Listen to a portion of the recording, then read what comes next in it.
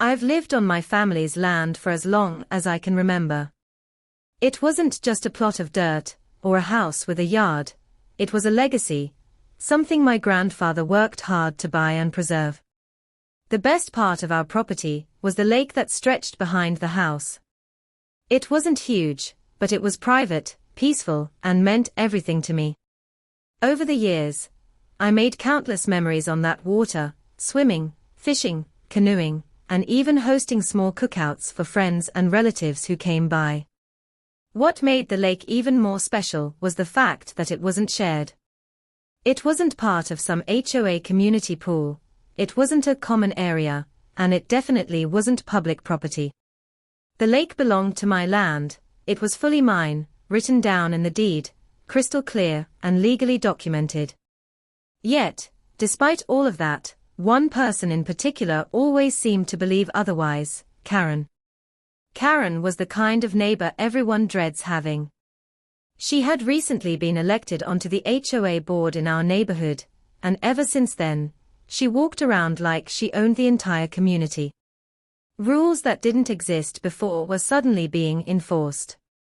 She patrolled the neighborhood with a clipboard, snapped pictures of people's lawns if they weren't trimmed to her liking, and sent out letters threatening fines for things as simple as kids leaving bicycles on driveways. Now, I didn't live inside the HOA's controlled zone. My property sat right next to it, but my land was independent, outside their grasp. I wasn't paying HOA dues. I wasn't bound by their ridiculous guidelines, and I certainly wasn't about to let someone like Karen tell me what I could or couldn't do with my land.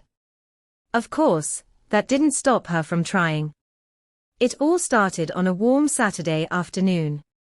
I had invited a group of my old college buddies over for a small reunion.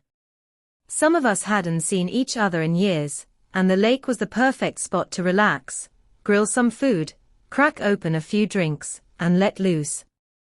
A couple of my friends brought their families along, and the kids were having the time of their lives splashing in the shallow end of the water. Laughter carried through the air, smoke from the grill floated gently above us, and for a moment, everything was perfect. That's when I heard it, the unmistakable sound of someone stomping their way down the dirt path toward my backyard. Heavy, angry footsteps. I didn't even have to look up to know who it was. Karen. And sure enough, there she was, standing at the edge of my yard with her oversized sunglasses, sun visor, and that permanent scowl etched into her face. She had her phone in one hand, her HOA clipboard in the other, and an expression that screamed, "I'm about to ruin someone's day." "Excuse me," she shouted, not even bothering with a polite greeting. Her voice was loud enough to make several of my guests turn their heads. "What do you think you're doing? You can't have all these people using the lake. That's against HOA policy." For a second, I just blinked at her. It was so absurd that I thought maybe I misheard. My friends exchanged confused glances, and one of them whispered, "Is she serious right now?" I stood up, wiped my hands on a towel, and walked over to meet her. "Karen, this isn't HOA property. This is my land. My family's. The lake is part of it." But Karen wasn't the type to listen, especially when she was on one of her power trips. She shoved her clipboard closer to me like it was some kind of holy document. "No, this is a community lake. The HOA has rules about who is allowed to use it. Guests aren't permitted. Only registered residents." At that point, I couldn't help but laugh. I knew she was wrong, and I also knew that she knew she was wrong. But Karen thrived on intimidation. She thought that if she spoke loudly and confidently enough, people would fold. "Karen," I said, keeping my voice calm but firm, "you're mistaken. This lake is on my private property. You don't have any authority here." "None." Her face twisted like she had just sucked on a lemon. She opened her mouth to argue, but I wasn't finished. "You see these kids swimming? My friends grilling? This is my backyard, and this is my lake. It's not shared. It's not owned by the HOA. You can't kick my guests out. Karen froze. For the first time since I'd met her, she looked uncertain. But if there's one thing about people like her, it's that they never back down gracefully. Instead of admitting defeat, she doubled down. Well, I'll just have to call the HOA board and report this. You can't just let anyone come in here and use our resources. You're setting a bad example for the neighborhood. At that, several of my friends started laughing. One of them muttered loud enough for her to hear, "Lady, you need to get a hobby." Karen's eyes narrowed, and she whipped her phone out like she was about to call 911. And that's when I decided I'd had enough. I stepped closer, looked her straight in the eye, and said slowly so there was no room for misunderstanding. "Karen. This is my land. This lake is mine. You and your HOA have no control here. If you try to interfere with my property or harass my guests again, I'll be the one calling the cops for trespassing." That shut her up. Her jaw tightened, her grip on the phone loosened, and for a second, she looked like she had no idea what to say. My friends went back to laughing and enjoying the day. The kids kept splashing in the water, completely unbothered. And Karen. She stood there, frozen, with that clipboard in her hands, staring at me like she couldn't believe someone had actually stood up to her. And that, my friends, was only the beginning. For a moment, I honestly thought Karen might retreat. After all, I had just laid it out crystal clear. The lake was mine, the land was mine, and she had no legal authority whatsoever. But Karen wasn't the kind of person who accepted reality when it didn't fit her version of the truth. She lingered by the edge of my yard, clutching her clipboard like it was a lifeline, her knuckles white against the plastic. Her sunglasses couldn't hide the way her lips pinched together in anger. I could almost see the wheels turning in her head, trying to come up with a new angle to push her little power trip. My guests, meanwhile, had gone back to their fun. The grill hissed as burgers sizzled, the kids screamed with laughter as they splashed water at each other, and one of my buddies turned up some music from a portable speaker. The scene couldn't have been more peaceful, if you ignored the HOA menace lurking on the sidelines. Karen, of course, wasn't about to let it go. "You may think this is your property," she snapped, raising her voice again, "but this lake has always been used by the community. I've lived here for 10 years, and I've never seen anyone restrict access before. You can't just suddenly claim it as private." I shook my head. "Karen, it's not sudden. The deed to this land has had the lake included for decades. My family has owned it since before this HOA even existed. Just because you've been helping yourself to it, or pretending it was public, doesn't mean it isn't mine." That hit a nerve. She flinched like I'd exposed something she didn't want admitted out loud. It was obvious now. Karen and probably other HOA members had been treating the lake like their own playground for years, simply because no one had told them otherwise. They thought proximity meant ownership. "Well," she stammered, fumbling with her phone again, "if you don't stop, I'll have no choice but to escalate this to the HOA board. They'll fine you heavily for non-compliance. You'll regret being so stubborn." That made me laugh out loud. "Fine me? For what? You don't even have jurisdiction over my property. I'm not part of your HOA, Karen. I never signed any contract. Your board can't touch me." My friends chuckled again, and one of them added, "Sounds like someone's upset her little rulebook doesn't apply everywhere."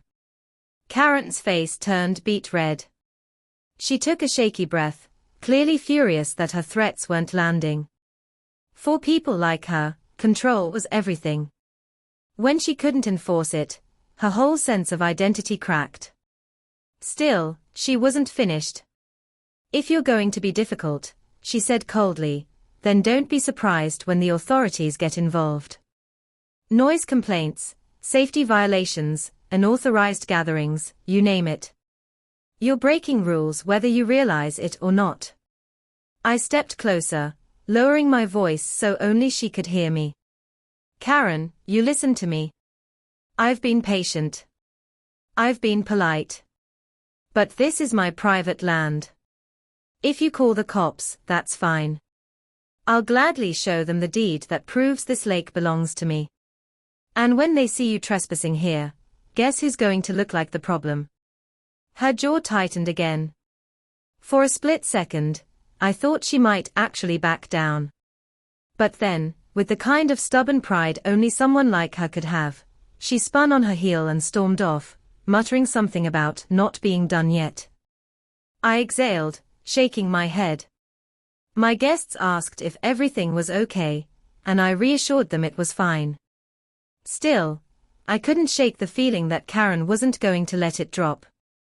People like her never did.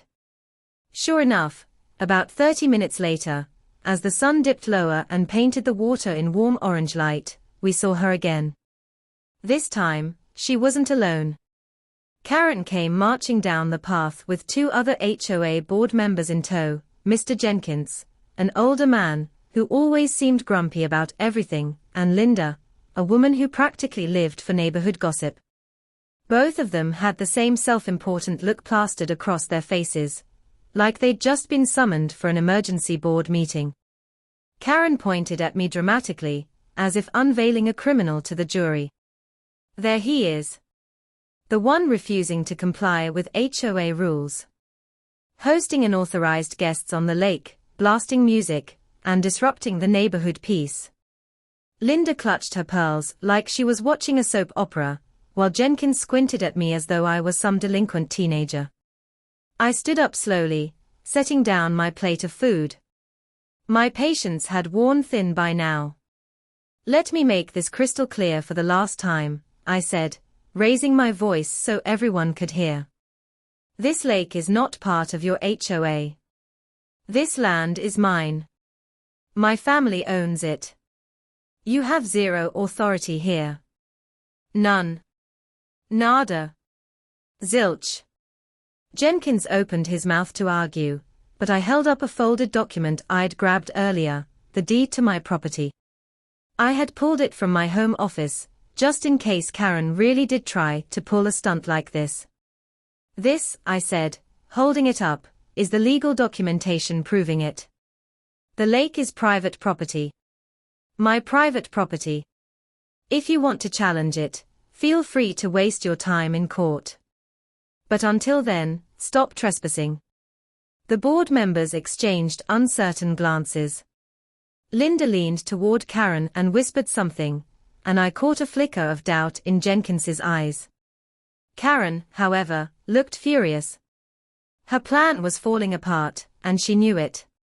You can't just, she started, but I cut her off. I can. And I have. If you don't like it, that's too bad. Now, unless you'd like me to call the sheriff and report all three of you for trespassing and harassment, I suggest you leave. Immediately. The silence that followed was delicious. My friends were grinning, some barely holding in their laughter. The kids were still splashing around, oblivious to the neighborhood drama.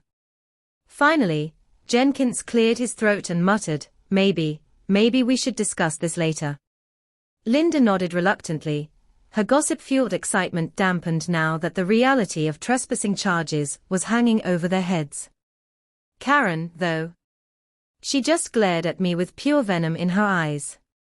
I could almost hear her thinking, this isn't over. And deep down, I knew she meant it. The tension from that day should have ended right there. Any reasonable person, after being shown proof that the lake was mine, would have tucked their tail between their legs and gone home. But Karen wasn't reasonable. To her, admitting defeat wasn't just humiliating, it was impossible. That night, after my guests left and the last embers of the fire pit cooled, I sat on the porch sipping a cold drink. The frogs croaked from the reeds, the water shimmered under the moonlight, and everything felt peaceful again. For a while, I thought maybe, just maybe, Karen had realized she was wrong. But early the next morning, my doorbell rang. Hard. I shuffled to the door in my slippers, opened it, and found 2 sheriff's deputies standing on my porch. Their patrol car was parked at the edge of my driveway, lights flashing faintly in the morning sun. Behind them, a few steps back with a smug grin plastered on her face, was Karen. My stomach dropped, not out of fear, but out of frustration. She had actually done it. She had actually called the cops on me. "Morning, sir," one of the deputies said politely. "We got a call about a disturbance here yesterday.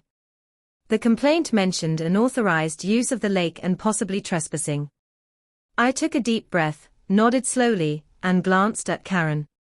She was standing there with her arms crossed, practically vibrating with anticipation, like she thought this was the moment I'd be dragged away in handcuffs. "Officers," I said evenly, "I'm glad you're here. This will clear things up once and for all. Do you have a moment to come inside? I'll show you the property deed." The deputies exchanged a quick glance, then nodded. That would help, yes.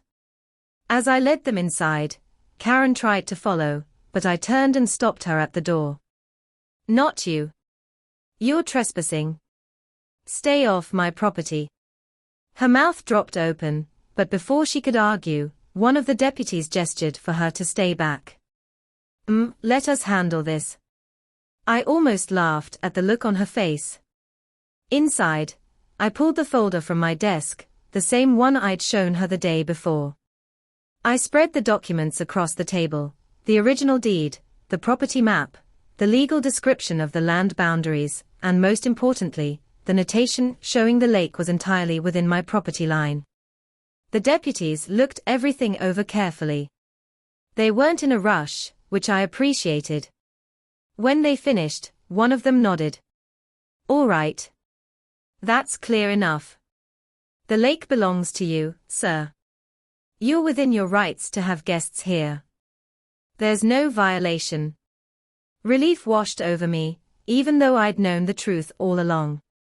But the real satisfaction came when we stepped back outside, and I watched the deputy turn toward Karen. He said firmly, "This is private property. This gentleman is not breaking any laws. You need to stop making unfounded complaints and respect his rights. If you continue to trespass or harass him, you could face charges." Karen's smug expression evaporated instantly. She stammered, but it's always been treated as a community lake. He can't just." The deputy cut her off. "The documents are clear. It's not community property. It belongs to him. End of story." For the first time, Karen looked truly rattled. She shifted uncomfortably, her face flushing as the realization set in that the law wasn't on her side. I folded my arms and looked at her calmly. "Told you." My neighbors had started to gather by then, drawn by the sight of the patrol car. People were peeking out from behind curtains, some even stepping onto their porches. A few of them whispered to each other, clearly enjoying the sight of Karen being put in her place. It was one thing to argue with me in private. But now, with half the neighborhood watching, Karen's defeat was public. And for someone like her, that was the ultimate humiliation. She muttered something under her breath, spun on her heel, and stomped back toward her house. The deputies gave me a reassuring nod before heading back to their car. As they drove off, I stood there on my porch, watching Karen's retreat. I knew this wasn't over. She was the type to plot, to scheme, to come back with a new angle once she licked her wounds. But now I had the upper hand. The law was on my side, and the neighborhood had seen the truth. Over the next week, things got strange. Karen stopped speaking to me directly, but I could feel her eyes on me whenever I stepped outside. She'd walk her little dog past my driveway more often than usual, pausing just long enough to glare before moving on. Sometimes, I'd catch her standing at the end of the cul-de-sac, talking in hushed tones with Linda, or other HOA board members, shooting me looks like I was some kind of outlaw. Word spread quickly through the neighborhood. Some people approached me to say they'd had their own run-ins with Karen, and were glad someone finally stood up to her. Others, especially the die-hard HOA loyalists, grew colder, clearly siding with her no matter how wrong she was. Then came the letters. One morning, I found an envelope taped to my mailbox. Inside was a formal-looking notice, stamped with the HOA's logo. It accused me of unauthorized use of community resources and failure to comply with HOA regulations. The letter threatened fines, liens, and even legal action if I didn't cease and desist. I laughed so hard I nearly dropped the paper. They were still trying. Even after the cops had confirmed the truth, even after I'd shown proof, the HOA board was doubling down. But instead of throwing the letter away, I decided to take a different approach. I made copies, stapled them to a printout of my property deed, and hand-delivered them to several neighbors with a note that said, "Here's what your HOA board is spending its time on, trying to control land they don't own." The ripple effect was immediate. Within days, I started hearing whispers that other residents were questioning the board's priorities. Some were angry that their dues were being wasted on harassing someone who wasn't even under HOA control. Others were amused, treating it like the neighborhood's new soap opera. Karen, meanwhile, looked more and more frazzled every time I saw her. She had thought the HOA board would be her army. She thought the threat of fines and official letters would scare me into submission. But instead, her little crusade was backfiring spectacularly. And deep down, I knew she was planning her next desperate move. Because Karen wasn't just fighting for control of a lake. She was fighting for her pride. And people like her don't give up easily. If there's one thing I've learned from dealing with people like Karen, it's this: when they feel cornered, they don't admit defeat, they double down. They scramble for any last shred of control, even if it means burning their own reputation to the ground. And Karen. She was no exception. After the sheriff's deputies shut her down, after the HOA's threatening letters backfired, and after most of the neighborhood started laughing at her obsession with my lake, you'd think she would have finally let it go. But no.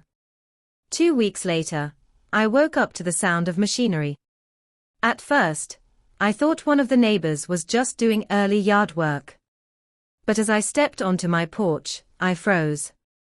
Down by the lake, parked halfway across my yard, was a bright orange HOA maintenance truck.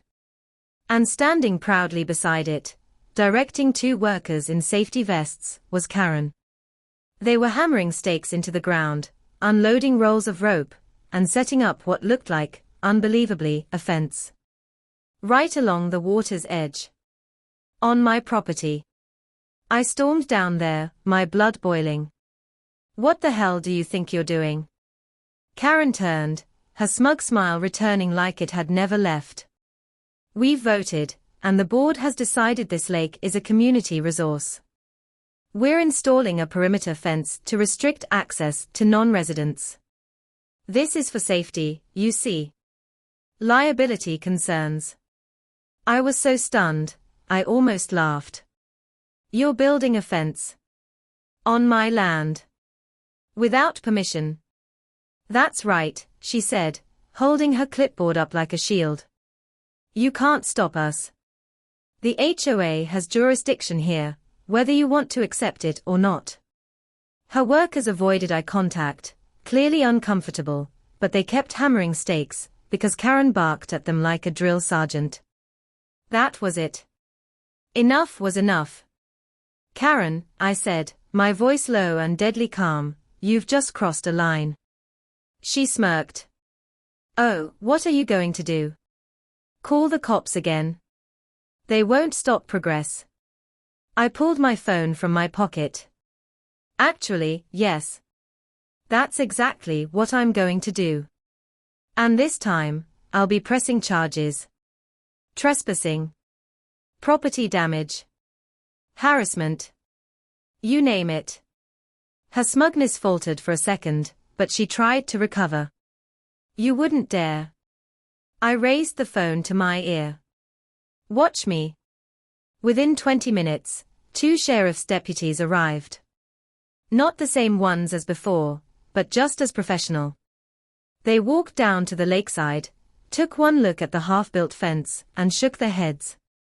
One deputy said firmly, "What you're doing here is illegal. This is clearly private property. You and your workers need to stop immediately." Karen exploded. "No. You don't understand. This lake has always been for the community. He's the one stealing it from us." The deputy didn't even flinch. We've reviewed the records. The lake is within his property boundaries. You are trespassing and damaging his land. If you don't leave right now, you will be arrested." Silence fell. The workers immediately dropped their tools and backed away, clearly unwilling to get arrested over HOA drama.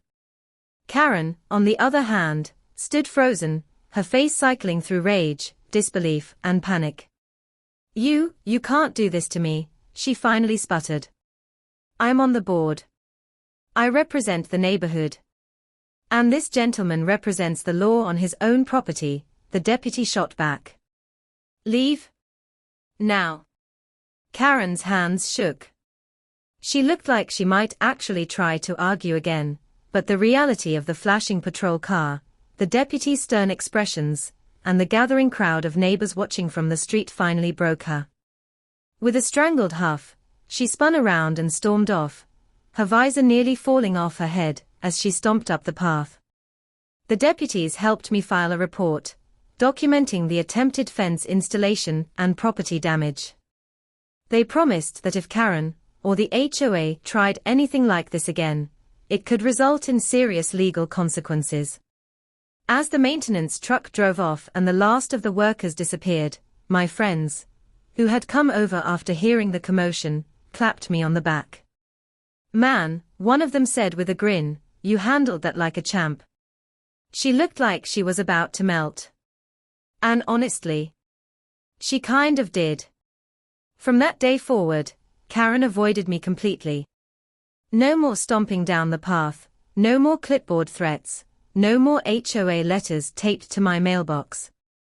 It was like she had vanished, retreating into her house with the blinds drawn. The neighborhood, meanwhile, shifted. Some residents approached me to apologize for ever siding with her. Others were relieved she'd finally been put in her place. A few even started quietly questioning whether the HOA should have as much power as it did.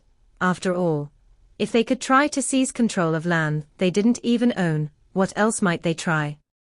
As for me, life returned to normal. I hosted more barbecues, more get-togethers, and yes, more lake days.